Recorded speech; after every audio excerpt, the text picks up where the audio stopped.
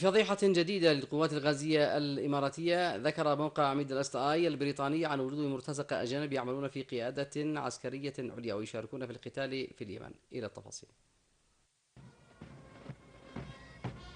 فضيحة جديدة لقوات الغزو الإماراتية حول التركيبة العسكرية للجيش الإماراتي المرتزق.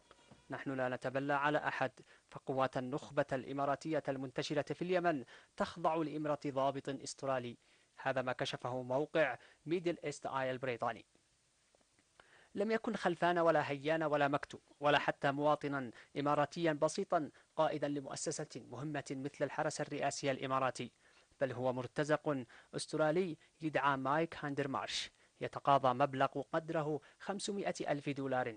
كان يعمل سابقا مرتزقا في العراق.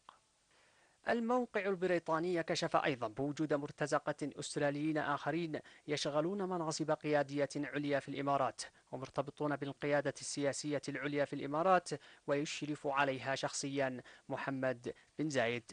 أما عن حجم خليط مرتزقة الرياض وأبو ظبي الذين يقاتلون في اليمن، فقد ذكر الموقع أن عددهم 10,000 مرتزق، بينهم 1500 مرتزق إماراتي من جنسيات مختلفة. المسلحة منذ تأسيسها، فكانت عونا وسندا لنصرة المستضعفين في العالم. ستحدثك عن رجل تعاضد مع خيرة الرجال، ألجموا الفرس، أوقفوا البؤس، وأعادوا للعرب نخوة الفنجان. فقط اقرأ التاريخ. سنقرأ التاريخ ونسجل في سطور ثناياه بأن الإمارات العربية المتحدة أتت للجم الفرس في اليمن، متناسية بأن جزرها الثلاث ما زالت تحت قبضة الفرس حتى اللحظة.